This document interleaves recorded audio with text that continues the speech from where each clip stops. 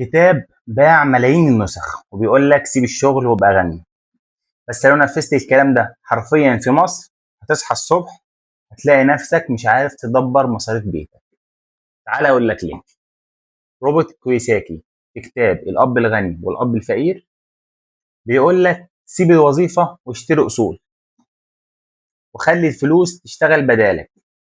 الكلام ده جميل، بس هو بيتكلم على امريكا. هناك البنوك بتدي قروض بسهولة وفايدتها معقولة. لا وكمان السوق العقاري مستقر وفي قوانين بتحمي المستثمر الصغير. لكن في مصر الوضع مختلف تماما. الدولار في مصر بيتحرك بسرعة رهيبة وفايدة البنوك عالية جدا وممكن تاكل أي مكسب. وكمان جزء كبير من السوق غير رسمي وده بيزود المخاطر جدا. علشان كده لما تطبق على الكتاب تطبيق حرفي حرفيا انت هتخسر كل حاجة.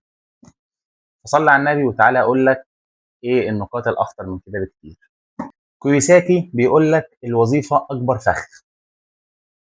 طب لو واحد ما عندوش راس مال اصلا يشتري الاصول دي منين؟ الكتاب بيقول لك ان الاصل هو اللي بيحط الفلوس دي في جيبك.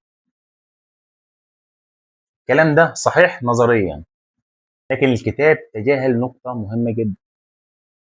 الراس المال الاول ده هجيبه منين؟ امريكا ممكن تاخد قرض او تدخل شراكة في شركة بسهولة جدا، لكن هنا معظم الناس ما عندهاش فلوس زيادة تخاطر بيها او تجرب بيها، ولو خسرت مفيش شبكة امان تسندها. او كمان الكتاب بيقلل من قيمة الوظيفة.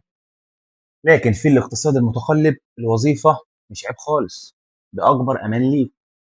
الوظيفة هي اللي بتدفع لك الإيجار والاقساط وهي اللي بتأمن لك أسرتك.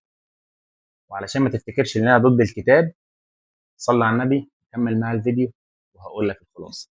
الكتاب مش كله غلط وفي نصايح بمليون جنيه، لكن في نقطة واحدة لو طبقتها حرفيا هتضيع أمانك المالي خالص. خلينا منصفين إنك تتعلم الفلوس وتفهم الفرق بين الأصول والالتزامات وتدور على دخل إضافي جنب شغلك. الكلام ده صح 100%، لكن في ناس بتاخد الكتاب كوصفة سحرية بتنفذه حرفيا.